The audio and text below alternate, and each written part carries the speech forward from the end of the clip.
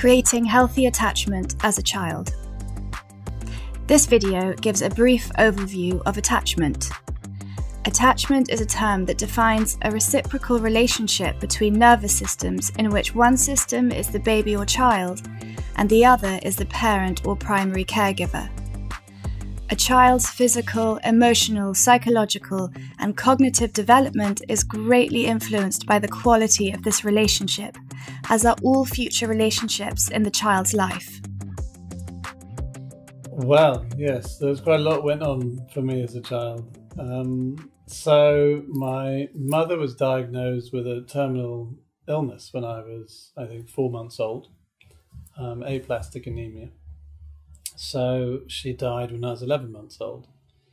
And obviously I don't remember that, but it's become something that later on in life in treatment, I've discovered actually was able to profoundly affect me. And I think, back in the day, I mean, this was 1970, there was a temptation to think that this wouldn't affect a child, because if you're too young to remember something, then what possible effect could it have on you? And part of what we're learning now is that the body is much more of a accurate recorder of experience than this thing that we think of as our mind.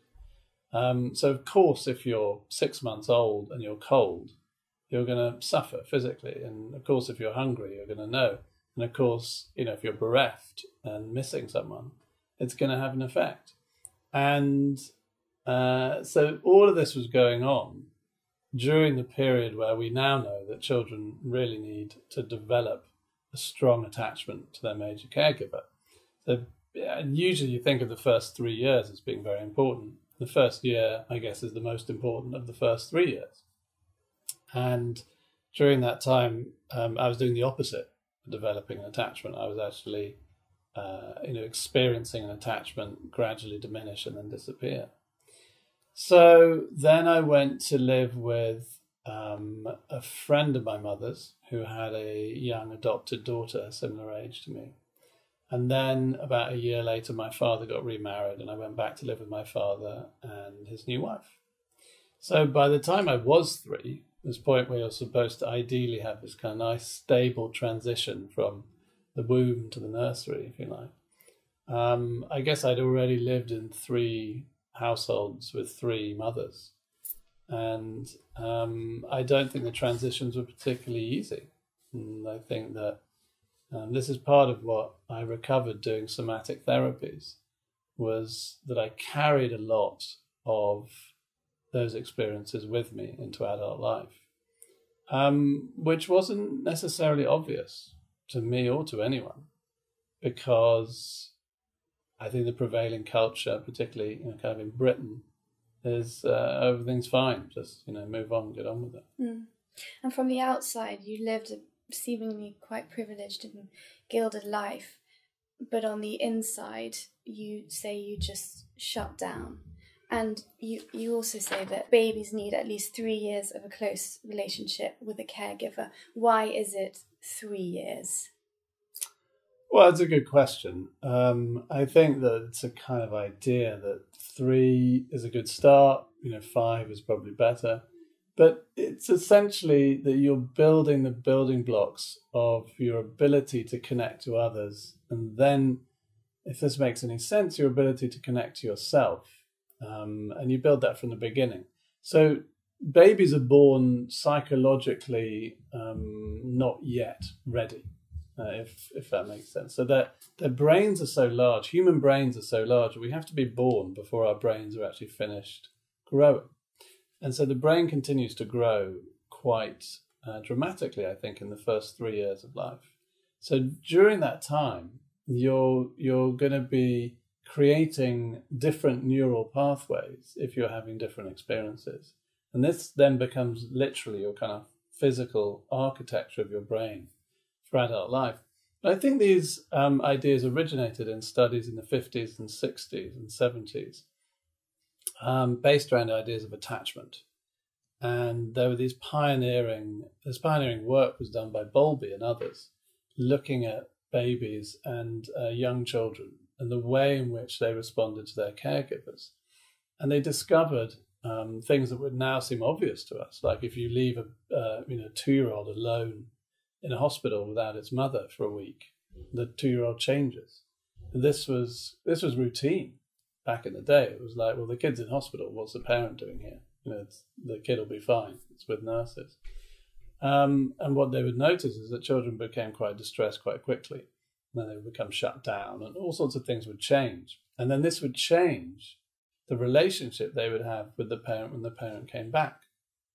So I think fundamentally the idea is that,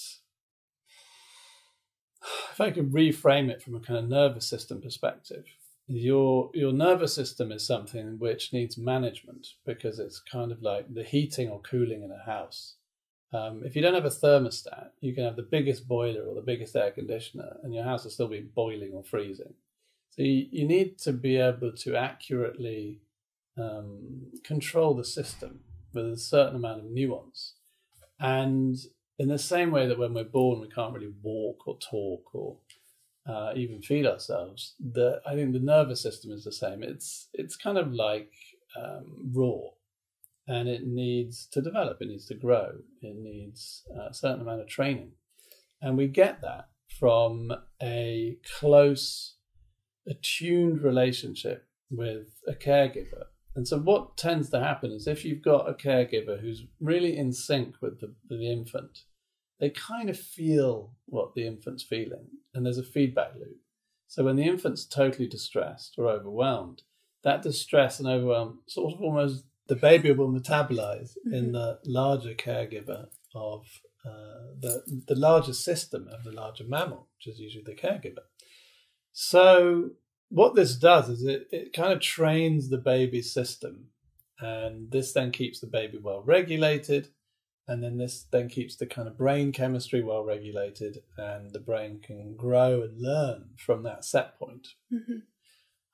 If you have a different set point, which can be, for example, and typically one of two things, you're either your needs are not met as an infant, so your set point becomes that there's nobody there, if you like, or you have an over fussy parent who's kind of constantly fussing as if you have all sorts of needs, but they're not tuned in to what the needs really are. That can become very overwhelming. And so you get this idea later in life of attachment styles in adult relationship, where people are either too distant or too clingy. They can be sort of avoidant or anxious in relationships. And then there's this nice idea of a secure attachment in adult relationships, which is where you're like, I'm okay with you, I'm okay without you, I prefer to be with you, you seem really nice. But if you turn out to be not nice, I'll be okay with not being with you. Whereas in fact, what we often experience as adults is that we get obsessed with someone and we can't live without them, or we kind of like just can't bear someone, whatever they do. It's the yo-yo of interpersonal relationships tends to be much more extreme.